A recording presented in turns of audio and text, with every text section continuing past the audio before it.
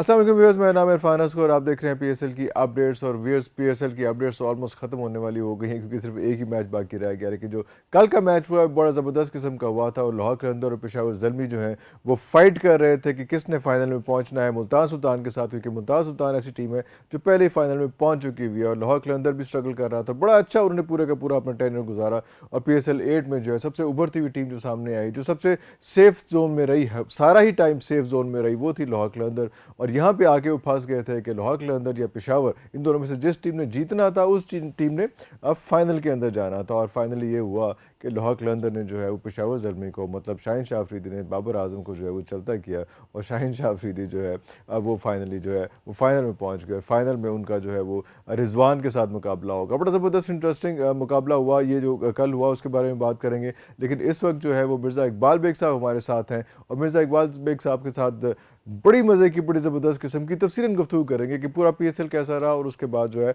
वो जो final match है उस पर क्या प्रोडिक्शन है। मिर्ज़ा इकबाल बेग साहब, बहुत शुक्रिया आपके टाइम का। आप जिस तरह से पीएसएल आखिरी मराहिल में, बल्कि आखिरी मराहिल से भी आगे निकल चुका है, आज सिर्फ जो है फाइनल ही रह गया है, बाकी तो ख़त्म हो गया। आप ओवरव्यू क्या कर रहे हैं, क्योंकि हमें देखने को मिला कि पहली दफ़ा हुआ है कि बैटर्स जो हैं वो ज़्यादा डोमिनेट कर रहे हैं बॉलर्स की निस्बत। ये वजह क्या है इसकी?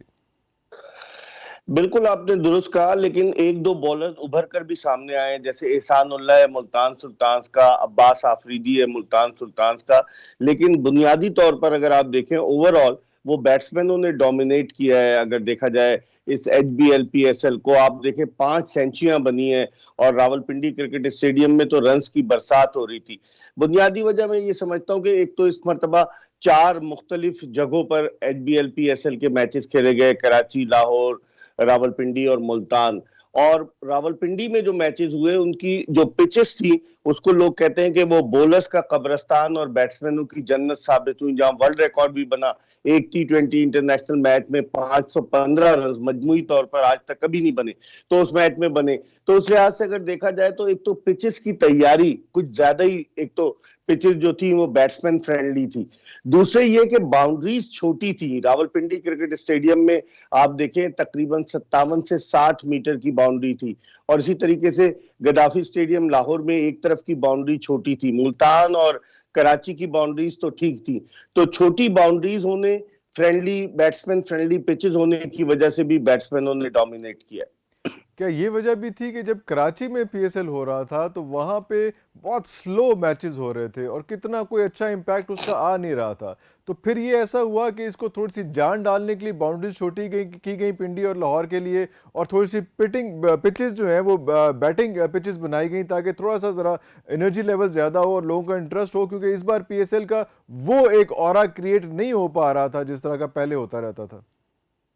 बिल्कुल आपने सही कहा कि, लेकिन देखे ना, पहला मैच जो मुल्तान में हुआ बड़ा सनसनीखेज हुआ। 1 रन से लाहौर कलंदर्स मुल्तान सुल्तान से जीती, और फिर 14 फरवरी से कराची में मैचेस हुए। कराची में जो मैचेस हुए उसकी बुनियादी वजह यह है कि इसमें जो बैट्समैनों के लिए थोड़ी सी मुश्किलात पैदा हुई कि पिचेस जो थी कराची की, वो नेशनल स्टेडियम की फ्रेश पिचेस थी। काफी अरसे से नेशनल स्टेडियम कराची में मैचेस नहीं हुए थे, जिसकी वजह से वो पिच जो थी वो प्रॉपर तरीके से तैयार नहीं हो सकी। और पिच में वो जो, जिसे कहना चाहिए कि वो जो एनर्जी होनी चाहिए थी, वो नजर नहीं आई, और फिर उसकी वजह से बॉलर्स जो थे वो थोड़ा सा हावी रहे बैट्समैनों पर। लेकिन जब कराची से मैचेस शिफ्ट हुए रावलपिंडी, तो फिर रावलपिंडी में इनको एहसास हुआ, क्योंकि सबसे ज्यादा 11 मैचेस एचबीएल पीएसएल के रावलपिंडी में खेले गए। कराची में 9 थे, लाहौर में फाइनल समेत 9, और मुल्तान में 5 मैच। तो शायद इसकी एक वजह यह भी हो सकती है कि जब कराची में स्लो स्टार्ट हुआ, तो उसके बाद मुंतजमीन ने देखा कि T20 क्रिकेट तो 3 साढ़े 3 घंटे की एक फिल्म होती है, जिसमें के तमाशाई जो है छक्के चौके देखना चाहते हैं। तो शायद इनको इस बात का एहसास हुआ कि थोड़ी सी फ्रेंडली, बैट्समैन फ्रेंडली पिच बनाए, और उसकी वजह से फिर रन स्कोर होना शुरू हुए। अच्छा बेग साहब, एक तो कल के बाद हम इंशाल्लाह आपके साथ एक तफसीली एक जायज़ा लेंगे पूरा पीएसएल का, और सिर्फ पीएसएल का नहीं, पाकिस्तान की क्रिकेट टीम का कि हमने क्या खोया क्या पाया, एक तफसीली उस पर बात होगी। लेकिन अभी अगर हम आते हैं लाहौर कलंदर और मुल्तान सुल्तान, पिछली बार भी यही दोनों टीमें जो है वो फाइनल में आई थी। आप समझते हैं कि इस बार भी best of the best teams यही थी कि कोई टीम कोई मिस कर गई, कोई एक मैच या दो मैच हारने के बाद, क्योंकि बिल्कुल साथ साथ इस्लामाबाद भी चल रहा था, साथ साथ जो है वो ऑब्वियसली ये पेशावर ज़ल्मी भी चल रहा था। तो आप क्या समझते हैं कि यही दो टीमें बेस्ट ऑफ द बेस्ट थी? देखें, इन दोनों टीमों ने जिस तरह से इरफान साहब परफॉर्म किया तो यही डिजर्व करती थी। अब आप देख लें, मुल्तान सुल्तान मुसलसल तीसरे साल एचबीएल पीएसएल का फाइनल खेलेगी। 2021 में अबू धाबी में खेले थे, जीत गए थे। 2022 में यही गद्दाफी स्टेडियम लाहौर में उन्हें मुल्तान सुल्तान को लाहौर कलंदर्स ने हराया। और लाहौर कलंदर्स को भी अगर आप देखें तो 4 साल में ये उनका तीसरा फाइनल है। 2020 में वो कराची में फाइनल खेले थे, कराची किंग्स से हार गए थे। फिर 2021 में वो क्वालिफाई नहीं कर सके, 2022 में वो चैंपियन बने और अब वो फिर खेल रहे हैं। लेकिन एक और जो खास बात है जिस पर लोग यकीनन बात कर रहे हैं कि एक जिंक्स को तोड़ना होगा लाहौर कलंदर्स को, क्योंकि आज तक एचबीएल पीएसएल की हिस्ट्री में कोई भी टीम जो अपने एजाज का दिफा कर रही होती है वो जीतने में टाइटल नाकाम रही है। अगर आप शुरू करें कि चले 2016 में तो इस्लामाबाद जीत गई थी, लेकिन 2016-17 में वो नहीं जीती, पेशावर जीती। फिर 2018 में इस्लामाबाद जीती, फिर 2019 में कोयटा ग्लैडिएटर्स जीती, फिर 2020 में कराची किंग्स, 2021 में मुल्तान सुल्तान और 2022 में लाहौर कलंदर्स। तो अब लाहौर कलंदर्स के लिए मौका है कि उस जिंक्स को तोड़े और अपने टाइटल को डिफेंड करे। लेकिन यही दोनों टीमें डिजर्व करती थी जिस तरह की क्रिकेट इन दोनों टीमों ने खेली। अगरचे शुरू में मुल्तान सुल्तान जबरदस्त खेल रही थी, फिर उसके बाद थोड़ा सा एक गैप सा आया। लाहौर कलंदर्स के बारे में यही कहा जा रहा है कि ये हदफ के ताकुब में जो है वो नाकाम होती है, लेकिन कल उन्होंने हराकर पेशावर जल्मी को इस बात को भी गलत साबित किया। तो मैं समझता हूँ ये दोनों टीमें डिजर्व करती थी फाइनल के लिए। लेकिन लाहौर कलंदर की बैटिंग में कंफ्यूजन क्यों नजर आती है? कल जिस तरह से आपने देखा कि वो जो बेग साहब हैं उन्होंने किस तरह से दो बंदों को आउट कराने की कोशिश की, रन आउट, इतनी बुरी मैथमेटिक्स जो है वो इतनी अच्छी टीम के साथ क्यों ऐसे हो रहा है? कि आप क्या समझते हैं कि कहाँ पे प्रॉब्लम आ रही है? देखिए, असल चीज ये है कि लाहौर कलंदर्स की बैटिंग रिवॉल्व करती है फखर जमान के गिर्द। फखर जमान ने इस वक्त 300 350 से ज्यादा रन इस एचबीएल पीएसएल में बनाए, लेकिन वो मिर्जा ताहिर बेग इनके प्लेयर्स डेवलपमेंट प्रोग्राम का हिस्सा है। सियालकोट से उनका ताल्लुक है। इन्होंने जो अपना national high performance centre Lahore में बनाया हुआ है, वहां मुख्तलिफ लड़कों को ट्रेनिंग देते हैं। तो अभी मिर्जा ताहिर बेग क्योंकि पहला एक बहुत बड़ा इवेंट खेल रहे हैं, डोमेस्टिक में भी उन्होंने हिस्सा नहीं दिया, वो पहली मर्तबा किसी एक मेगा इवेंट में एक्शन में नजर आए। शायद वो कंफ्यूजन तो होता है। टेप बॉल के प्लेयर हैं शायद, उससे पहले जो है वैसे हो रहा था। नहीं नहीं, टेप बॉल के तो नहीं है उनको। वो आपको पता है इरफान साहब के पाकिस्तान में हर शख्स जब क्रिकेट शुरू करता है तो टेप बॉल से खेलता है, लेकिन वो एज सच इतने टेप बॉल के एक्सपर्ट नहीं थे जितने कि वो रेड बॉल क्रिकेट में जिस तरह से अच्छा। उन्होंने लाहौर कलंदर्स के पीडीपी में उन्होंने ट्रेनिंग हासिल की, तो उन्होंने अपनी सलाहियतों को निखारा और एक यंगस्टर पर लाहौर कलंदर के हेड कोच आकिब जावेद ने उन पर एतमाद किया। तो उनकी गलतियां हैं, अभी बहुत कुछ सीखने की जरूरत है। पहला मेगा इवेंट है। आप देखें, लाहौर कलंदर्स वो वाहिद टीम है जो यंगस्टर्स को मौका देती है।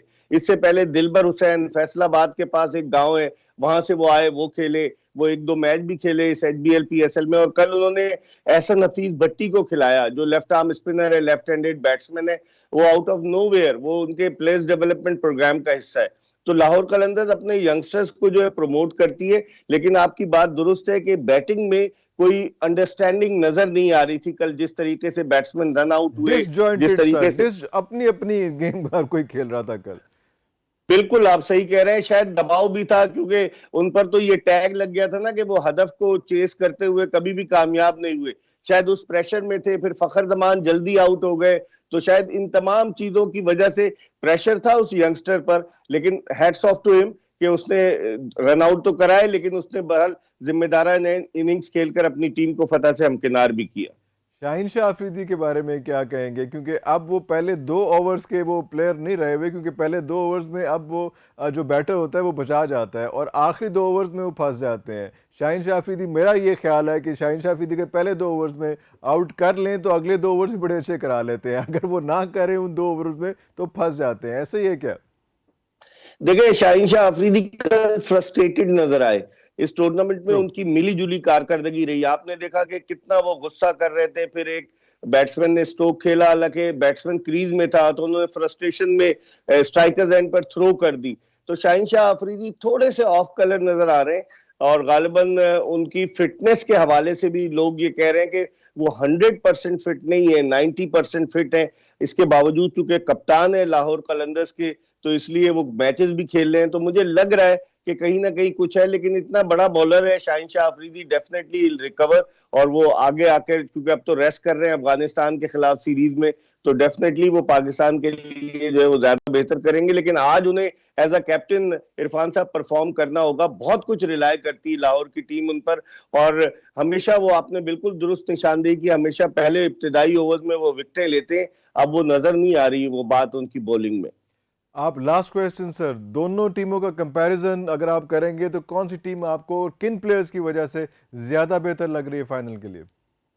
देखिए, मुल्तान सुल्तान की टीम जो है वो, उसकी बैटिंग बड़ी मजबूत है। मुल्तान सुल्तान की अगर आप बैटिंग को देखें, हालांकि रोमवन पावल चले गए, कायरन पोलार्ड ने पिछले मैच में मैन ऑफ द मैच का अवार्ड लिया, उनके अलावा राइली रोसो है, फिर रिजवान है, अब आज वो शान मसूद को खिलाते हैं, उस्मान खान को खिलाते हैं। मुझे लगता है कि तजुर्बे को वो प्रिफर करेंगे, क्योंकि उस्मान खान एक सेंचुरी बनाकर दूसरे मैच में जो लाहौर कलंदर्स के खिलाफ खेल रहे थे, बुझे बुझे नजर आए। तो अब मुल्तान सुल्तान की बैटिंग बड़ी तगड़ी है, लेकिन दूसरी तरफ लाहौर कलंदर्स की बॉलिंग बड़ी तगड़ी है। Shaheen Shah Afridi, Zaman Khan, Haris Rauf, Rashid Khan, David visa.